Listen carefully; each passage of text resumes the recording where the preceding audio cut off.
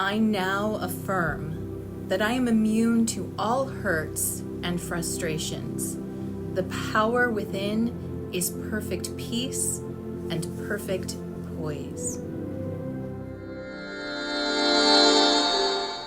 Hi everyone, Therese here. I hope you're having a great week so far. I know it is.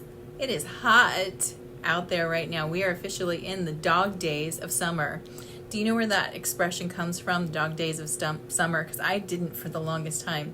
It actually comes from the placement actually of where Sirius is in the sky. So we just came through the Lion's Gate, which was on August 8th, and that's where Sirius hits a perfect alignment with the constellation Orion over the Great Pyramids of Giza. It's a very spiritual corridor. And Sirius is part of Canis Major, the dog star. And so that's where the term comes from, the dog days of summer. So when we're in the dog days of summer, it's when Canis Major is featured in the sky. So I just thought I'd share that with you.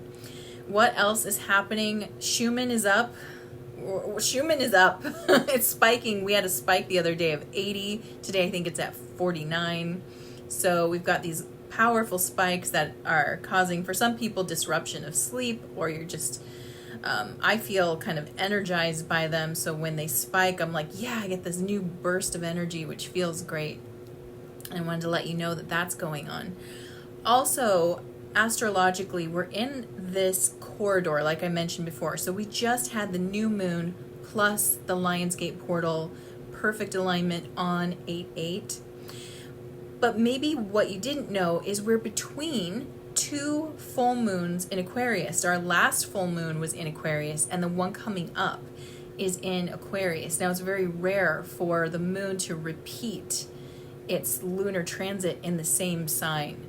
And remember, Aquarius is the marker of the age that we're in. So every time we get this Aquarius point, it's like an alluding to the energy of this age. So I just think it's amazing that Aquarius just keeps popping back up. Also, Jupiter has retrograded back into Aquarius. It did go forward into Pisces for a little bit, and now it's come back into the sign of Aquarius, where it was when the official start of the age of Aquarius happened between Jupiter and Saturn. So here we are with all this Aquarian energy again. And Aquarian energy, remember, is about visionary, forward thinking, the future. It's the humanitarian, it's looking forward.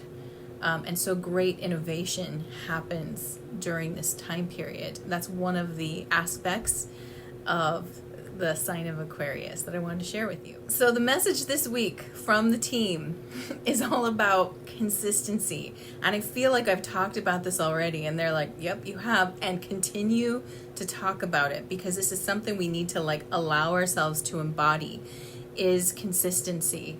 And so they want to talk about consistency when it comes to creating the life you desire, when it comes to being on the timeline you desire and the energy you desire. We must bring consistency to it. So they said to me, just like eating healthy food occasionally doesn't give you long-term health, and I think this is all something we can agree on, like a carrot once in a while doesn't doesn't imply a healthy lifestyle. They said concentrating or focusing in on the mind and having awareness of your thoughts or mindfulness occasionally does not give you the power to create with your mind. It's a use it or lose it scenario. And it's just like when we go to the gym, and if we were to, do some bicep curls once, we wouldn't really see a result. There's this really cute, I can't remember if it's a TikTok or a reel I saw, where this guy was in his car with his wife, and he had gone to the gym for 3 days, and he was like, check out these muscles. And she was like, no, you've only gone to the gym 3 days. You still have the cheeseburger body. And he was like, okay, I'll keep going back. It's that same point when it comes to intentionally co-creating your reality. Doing it once or once in a while just doesn't have the power for you as doing it consistently. And just like any new practice, or any practice really, it doesn't have to be new, it's just a practice, just like any practice, we don't get much power or momentum from a little bit of effort. So if we were trying to learn how to play piano together, we would understand this, right? We would be able to see our own progress. I think where people get really bunched up on this is that because it's in the mind, and really you're the only one in there with you, only you can truly know if you're making a shift or not. So this is where developing a type of practice really helps. And I was listening to a video the other day. It was so good, and I wish I could remember who I was listening to. I have a tendency to jump around a lot and just pick up things intuitively, but this person was talking about the power of your morning routine, and I think we've all heard it. I know I've heard it, done it, written about it, talked about it, regressed from it, back on track with it, right? So it's a process. It's not something it's like you just implement and it's ready. But what they said that really got me to think again was that when your system is cleared of everything, and that's what sleep does, right? Sleep is a reset. He was talking about the first things to hit your system usually hit you the strongest. So I think he was talking about in regards to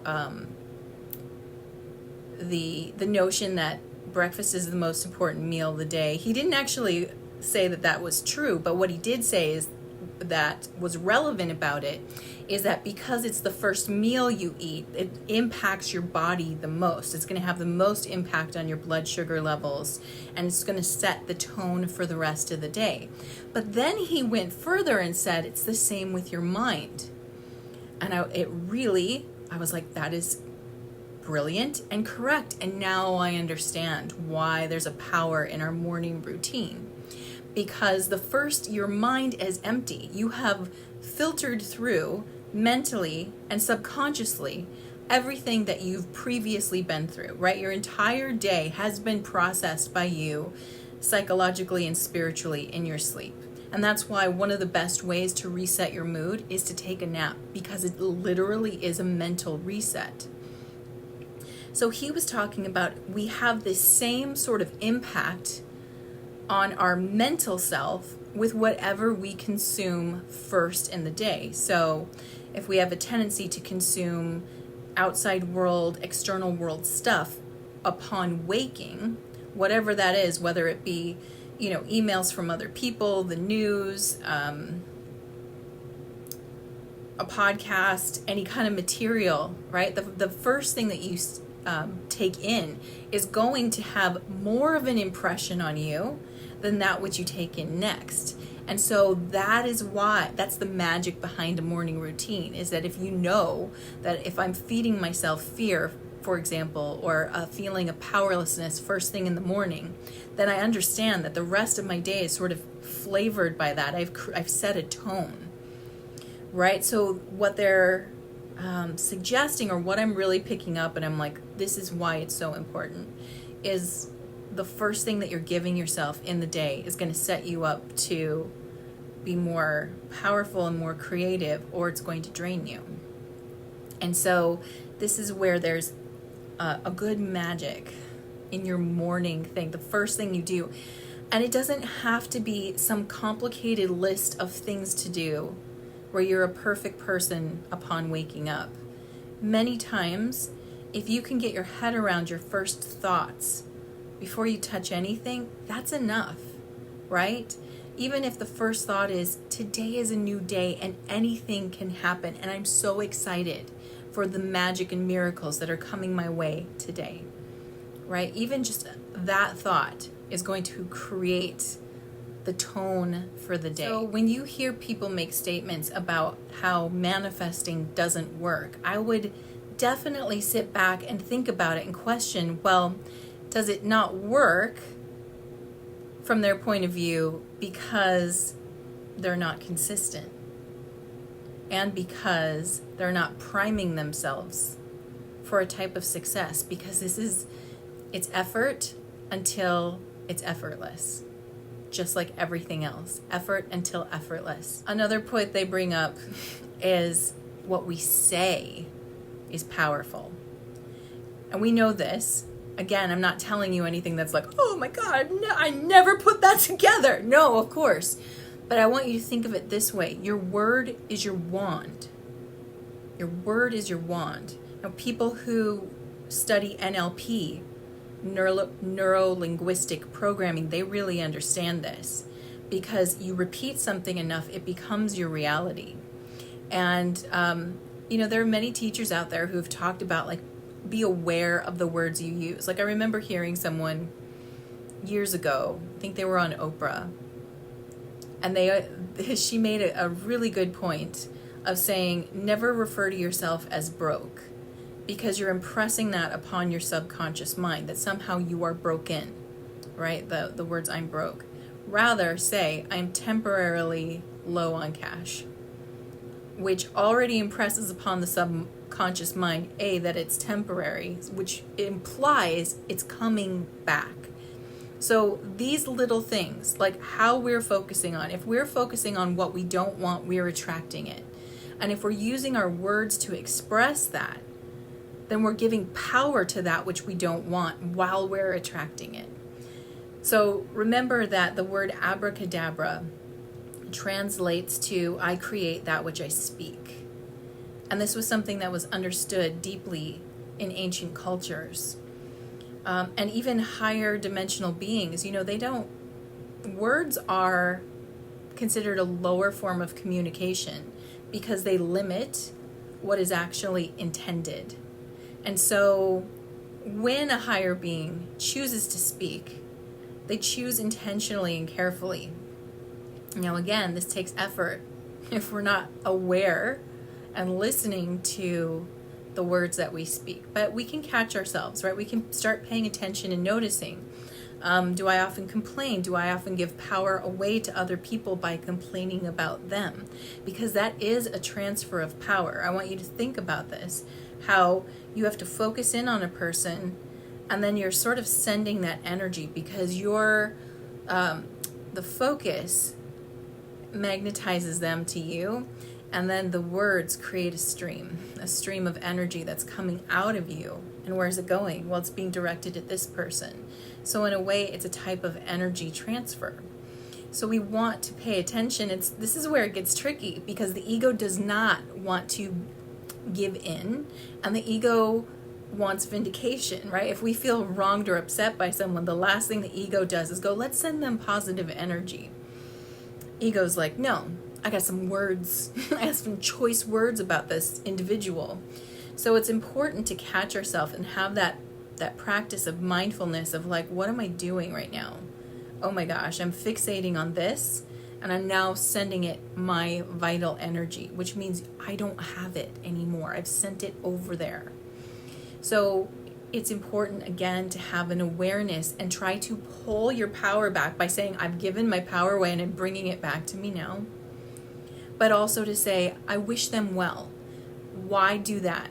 Why wish them well? Why wish someone else or something else well when you feel indignant or wronged or what have you? Because it cuts off the stream. It stops sending your energy away, and it allows it to rest within you again. And there is the do no harm, right? The do no harm keeps you out of a karmic loop. If we're constantly sending energy to someone, we're sending a form of psychic attack, and that psychic attack creates a karmic loop, which now ties you and them together. Now, they might not have to participate in it if they're not sending energy to you, but you will be in it until you've cleared that karmic energy, until you've cut the loop through acts of compassion, love, and forgiveness. So better yet is to catch yourself midstream, stop the flow, send them positive energy, and recall your energy back to you. The point that my team would like me to make is, do not let the third density interfere with fourth and fifth density. So to understand what this means, we have to understand what is special and unique about the third density. What we need to understand is that the third dimension, or the third density rather, which is how your consciousness vibrates, which your consciousness vibrating at different levels will take you up in experience. You will experience different types of reality at the level your mind is vibrating at, right? So it's all frequency. The third density is the hardest, and it's a unique energetic signature. So to understand this, we need to understand that most densities have a similarity with the exception of the third density. And you could call it the mirror realm, or the, what's another way to say that? Or the reversed image world, the sort of opposite of reality. It's a mirror realm. And most of us are asleep to this for a long time. And it was designed this way by Source for a reason. So it has a positive reason, even though it's one of the trickiest, and a lot of souls get trapped at third density and have to repeat it many times before they start to elevate out of it. So let's go to second density really quick. At second density, you are a collective consciousness. So second density beings would include like wild animals, and trees are two beings that I can think of that are second density by nature. At this level, let's look at the animals. For example, an animal pack. Animals at the second density level do not have a sense of identity or individuality. They don't know that their name is Sam and that this other one's name is, Tammy. They don't know the difference. They're all the same. And so when one animal in their pack is weak, sick, or hungry, they take that personally, because if that animal is injured or dies, it has a direct impact on them because they don't see themselves as separate. Now, amazingly, second density almost mirrors fourth density. We become a collective consciousness working together and choosing to see ourself in one another. And so whatever happens to another directly impacts us. We feel it as if it's happening to us. We become more, sort of enmeshed, but not in an unhealthy way, but in a more cosmically minded, higher density way. Third density is called the mirror realm, and the point of this density is for you to choose. It's called I like to call it the choice as well. It's a choice point, and it's a pivotal choice point. So the first illusion here is the illusion of separateness. When we enter the third density, we believe that we are somehow separate. I see myself. I have an awareness of self. I have an awareness of identity. I'm Therese. You're someone else. Right? I'm over here. This is my hair color, eye color. These are my thoughts and beliefs about myself. I'm a unique individual, right? That's the illusion, because the ultimate truth is oneness. We're one, we are one. And that's the first illusion of the mirror realm is separation. Now, why did Source build this in? Source built this realm because the illusion of separation allows you to use your free will to make a choice. So at second density, we saw ourselves collectively as one being, which is the accurate truth. However, we didn't do it consciously. It was a subconscious impulse or an unconscious impulse. At third density, you're given the illusion of separation so you can identify individually as yourself and now make a conscious choice to ascend through seeing the oneness in everything around you, that to understand and remember, to break the illusion and remember, no, we're all connected in one, or to fully buy into the illusion and travel the road of separation, which ultimately takes you back to Source, because you can only go so far along the path of separation before you realize that you're connected to something. You gain enough wisdom to see it again. Right? So at this level, the powerful thing we can do here is make a choice. And like I said in earlier videos, Source, God, universe, whatever you want to call it, it doesn't matter what choice you make. The power is in making a choice. The beings who repeat the third density often never make a strong choice. They always sort of neutralize their energy. They stay in the middle. They lose awareness of the truth of reality, and they never really move out of that neutral zone. And so in order to graduate, you must make a strong choice, either the choice of seeing the truth of oneness, or to travel the path of separation till you get back to oneness. And so that is why this is the most difficult realm, because not only do we're living in an illusion and a false construct of separation, but we're also under two very powerful veils. The veil of forgetting, which is how we're born into it, so we forget that it's an illusion, and the veil of confusion, which means you won't be able to seek this truth outside of yourself. It has to be sought from within. Like, you can be guided to it, but you must fully take it in and travel the path yourself to see the truth. Once you do, you wake up, right? And then you can make your choice. So the team wants us to remember that this is only true at the third density level. At fourth and fifth density consciousness, we understand. However, we also have the choice to bring the illusion with us, which is what can interfere with your ability to create, right? So if you go back to me talking about what it means to send another frustration and anger, if you understand that we're all one, who are you really sending frustration and anger to? You're sending it really to an aspect of yourself. Unfortunately, it disempowers one aspect and empowers another aspect that you're not also embodying, if that makes sense. So when we see that we are actually one, and we let that sink in, then we remember what happens to another is also impacting me. So as we're sending anger and frustration out to others, we're receiving it back times 3. What we put out comes back times 3. So the one who ultimately feels the rejection, the judgment, the hostility ends up being yourself, right? So when we move up in frequency, we learn that acceptance of another and intentionality with others is important, because that's me. I'm you. You're me.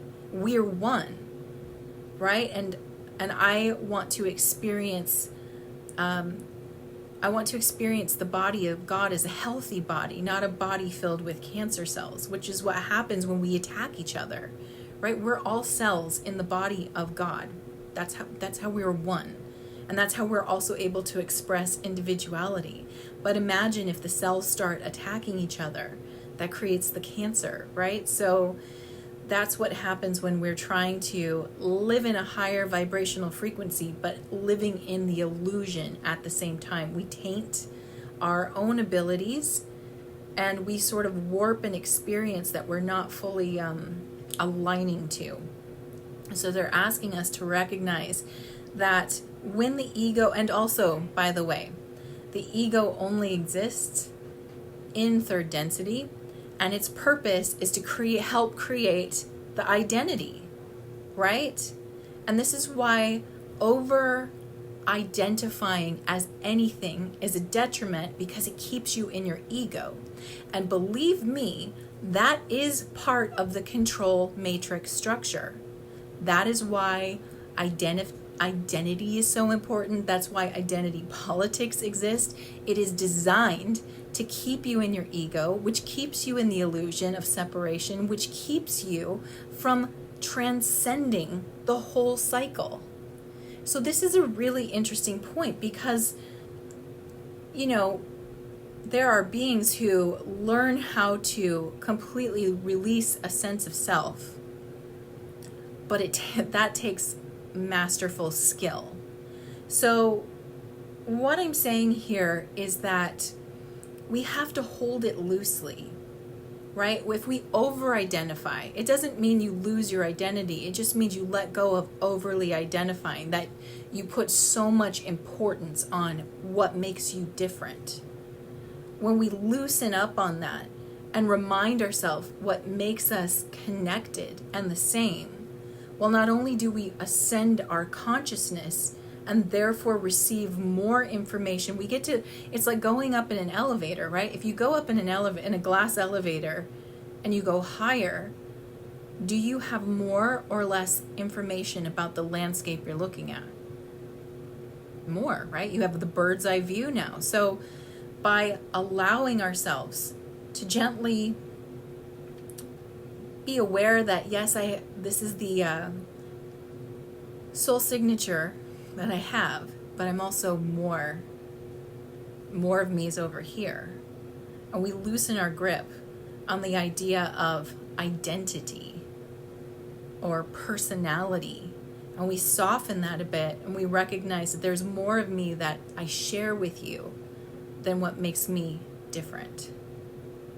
Then we start to ascend our consciousness and raise up higher. As we do that, we become better manifestors, stronger, more energy and intention is freed up to send energy to that which you desire and therefore experience that outcome, than focusing on what keeps you in your ego or trapped in the illusion. So at the beginning of this episode, I gave you an affirmation about hurts and frustrations that we let go, and instead we claim that perfect peace and poise. And that's a tool that you can use every morning to help you soften your grip on the illusion and let it dissipate as you claim your power back. Now let's do karma cards for the week. So for those who are new to karma cards, I have 3 decks here: the planets, the signs of the zodiac, and the houses of astrology. And all you have to do is tune into what it is you need right now. So I want you to take a moment to intuitively tune in to see whether you need action-related answers for the week or outcome-related answers. And of course, you can always choose both. While you're choosing, let me tell you the timing for this reading. This is for August 11th through August 18th, 2021. The flavor of this reading, we have the South Node, which is referring to our past. In the sign of Capricorn, which also refers to our standing in the outside world. So it has to do with external world. So our past and the external world. In the 11th house, again, this makes another repeat. I think we had it last week and possibly even the week before. But the 11th house is ruled by Aquarius. So again, the future, interesting. The past, the external world, and the future. And the future specifically with other people, with communities, with friends, our hopes and wishes about the future. And working together for humanity's sake. For those who are choosing your action-related answers, your spiritual action is to remember your goals for humanity's sake. And this is sort of what we were talking about earlier. So again, we are consistently checking in on our energy. We're aligning our mind with what we want or our goals versus what we don't want. And it is a helpful way to move forward for humanity. More people doing that, focusing on what they want and aligning to that, helps us raise the frequency for the whole planet. Mental action at this time, reconsider the day-to-day reality of your hopes and wishes.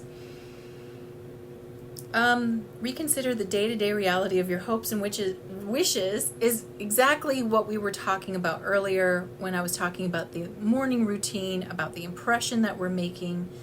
Every day is a new day. Every day we're reset. And we actually don't have to continue on the path that we were on yesterday.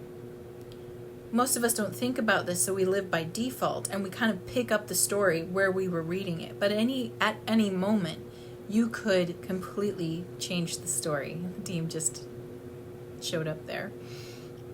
So they're asking you to think about the day-to-day reality of your hopes and wishes. Check back in with it regularly. Physical action. Now is not the time to use the most business-like way and do it for the future.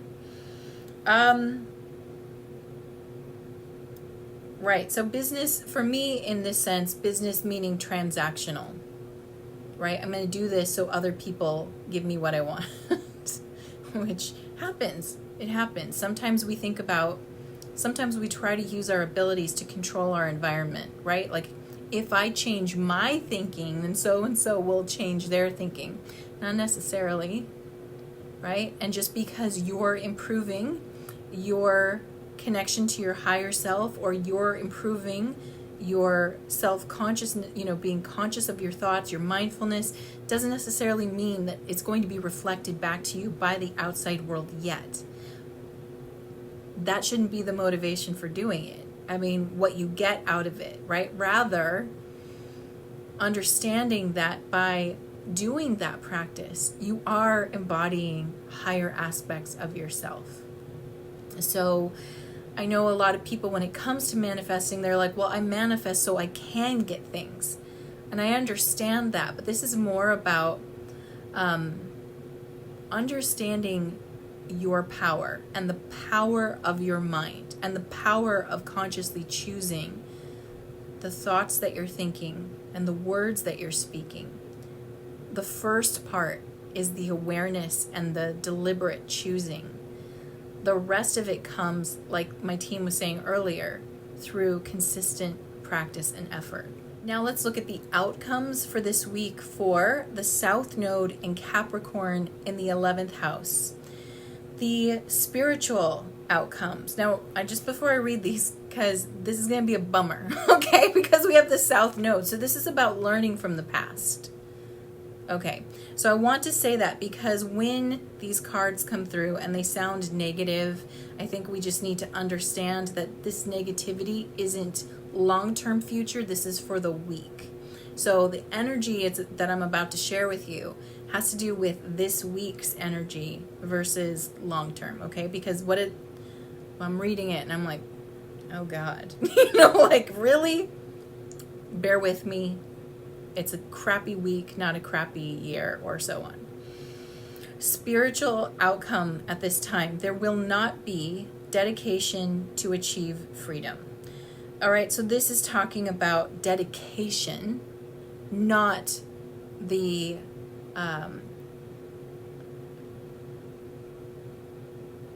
it's talking about dedication and not necessarily freedom in and of itself. There will not be... right? So this talks about our power. We're going to collectively withdraw a bit right now, and that makes sense. There's a lot of shit going on in the world that's causing people to really look at things, really try to, figure out what's happening, what's true, what's not. And it's going to cause that emotional withdrawal, and it's also going to possibly cause some of us to feel like, F it, why put any effort out? That's the mindset that's looming. So if we're aware of that, then we can be more mindful that, yeah, this is the trap I could fall into. So there will not be dedication to achieve freedom. Mental outcome at this time. Anxiety about focusing on association. So again, this is about where your focus is going, and it's on other people. If you're looking at what everybody else is doing and you don't like it, what feeling is that going to give you? Anxiety. And remember, you can't focus on yourself and the outside world. You have to make a conscious choice. If you choose to focus on the background noise, other people, that which you can't control, anxiety is the natural byproduct, which is just letting you know that you should focus on your inside. You should focus on yourself, right? Physical outcome, trouble resulting from rules imposed by your circle of friends. So again, this almost feels like something you get during a Mercury retrograde. There's not a lot of coherent balance right now. There's a lot of anxiety. There's a lot of upheaval. and it's an intense window of change. So change is messy. Change is also life, which is why life is messy. There's going to be tension in social interactions. I also want you to know this tension is purposely being ratcheted up right now. They're trying to create that. It's part of the dying control matrix. It's still out there doing its last breaths. And here's the thing I want people to focus on. The last battles between good and evil are the hardest, because when somebody knows they're about to lose, they're going to give it everything they got, because it's die or regain ground, right? And the negative side is at death's door. They know it, right? And I'm talking about the energetics of it. They're at death's door. They're giving it everything they got, including trying to pit people against people. And they've been doing it for a while, and they're just going to keep ratcheting it up. So again, this is why the team said earlier, be mindful of the energy you send out to other people, because we are being manipulated emotionally constantly right now. And the desire is to create greater and greater divide. Greater and greater divide. It's going to be tempting to fall into the traps of that unless you have self-awareness and you recognize that I am one with all. Therefore, any part of me that I reject or send nasty energy to, I'm doing it to me. It ultimately creates cancer in the whole body, and it affects all of us, not just them. It mostly affects the person who sent it, right? That anger, the judgment, the resentment, all comes back. It triples back on you.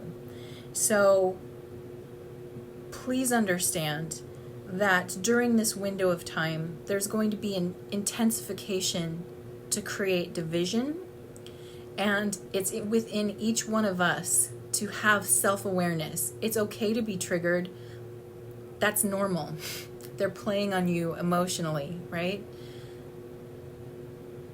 The higher density response would be awareness of being triggered and making a conscientious choice about how I use my energy next. And, when we're highly emotional, it's not always easy to catch it. Sometimes we get caught up and we react before we recognize what's happening. And that's okay. Compassion, love, and forgiveness of self is so important, because with that love, compassion, and forgiveness you give yourself, you fill up the cup and you're like, I can now love and have compassion and forgiveness for that which appears to be opposing me. And remember, we're in an illusion. Opposition is part of an illusion. It's not part of the highest truth. And so as you're working through the intense energy of this week, know that you are deeply, deeply loved. That you are precious in the eyes of the universe, because you are the universe, right? And every being here is with you. They are one with you. They might not recognize it. We might not recognize it sometimes, but it is the higher truth. And when you see and speak the higher truth, you break the illusion.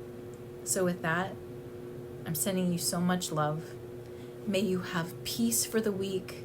May you feel grounded, and may all the noise wash over you so that you can stay centered in your love. Thank you for watching. Subscribe now and hit the notification bell so that you know the next time I release a new video. Until then, stay magical.